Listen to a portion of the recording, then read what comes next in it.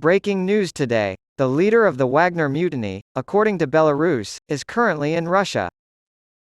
New questions have arisen about the deal that ended the extraordinary challenge to President Vladimir Putin's rule, as the president of Belarus stated on Thursday that the mercenary leader who led the mutiny against the Kremlin is in Russia and his troops are in their field camps.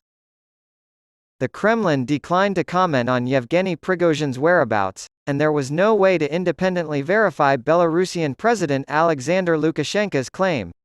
However, sightings of him at his St. Petersburg offices have been reported in Russian media. In exchange for putting an end to the rebellion and receiving amnesty for himself and his troops, the head of the Wagner Group military contractor was allowed to relocate to Belarus. However, it was unclear whether or not Prigozhin's presence in Russia would violate the deal. However, it appeared from the news that he was able to wrap up his business in Russia thanks to the terms of the agreement. If that's the case, it could mean that the Kremlin is proceeding cautiously with Prigozhin until it figures out what to do with troops who may still be loyal to him, even though the threat he poses has been mitigated. Putin has said Wagner troops are welcome to enlist in the Russian military, retire, or relocate to Belarus. However, many details of the deal that Lukashenko brokered are still unknown. Wagner's troops are currently stationed in their camps, while Prigozhin is in St. Petersburg and can travel to Moscow if he so chooses, as Lukashenko told international reporters on Thursday. Not only do Prigozhin's mercenaries have bases in Russia, but they also fought alongside Russian forces in eastern Ukraine prior to the uprising. He also claimed that the Russian government had returned the money and weapons that had been taken from Prigozhin.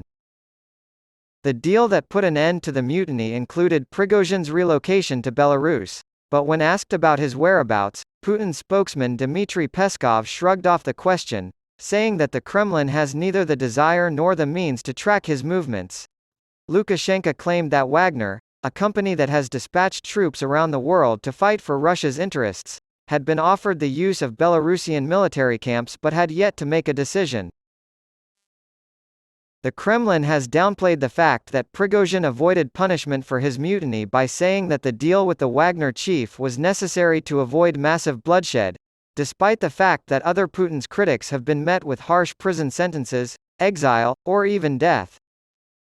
In response to rumors that Putin might order Prigozhin's death, the Belarusian leader said, "If you think that Putin is so vicious and vindictive to finish him off, no, it's not going to happen."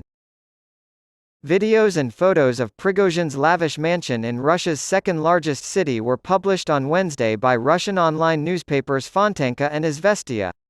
The photos and videos showed Prigozhin's jacket covered in medals, including the Hero of Russia medal, one of the country's highest honors. It also published a series of selfies of Wagner, apparently reflecting his deployments to Syria and several African countries, in which he can be seen wearing a variety of wigs, fake beards, and foreign uniforms. A photograph of a line of severed heads hung in the mansion.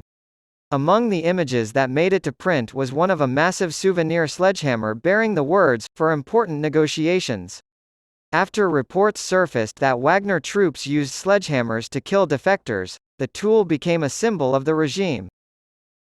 Lukashenko dodged the question of whether or not Prigozhin and his mercenaries would relocate to Belarus, saying instead that their fate would ultimately rest in the hands of the Wagner chief and the Russian government. The president of Belarus has stated that he does not believe the presence of mercenaries in his country will lead to destabilization and that any Wagner troops stationed in the country will be required to sign a contract with Belarusian authorities outlining the conditions and limitations of their actions. He shot down claims that the mercenaries could launch an attack on Ukraine from Belarusian territory, which Russian troops had used as a staging area before their invasion of Ukraine in February 2022. Russia's military has also remained in Belarus. During their brief uprising, Prigozhin's mercenaries quickly overran Rostov-on-Don in southern Russia, seizing the military headquarters there and proceeding northward to within about 200 kilometers, 125 miles, of the Russian capital.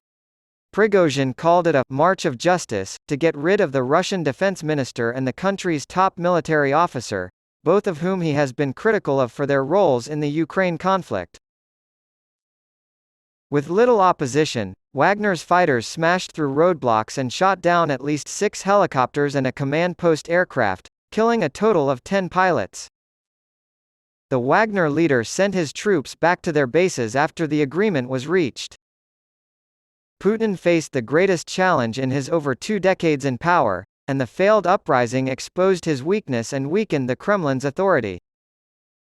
Lukashenko claimed that he had threatened Prigozhin and his troops with annihilation unless they quickly reached an agreement to end their mutiny, with the added threat that Belarus would send a brigade to help protect Moscow.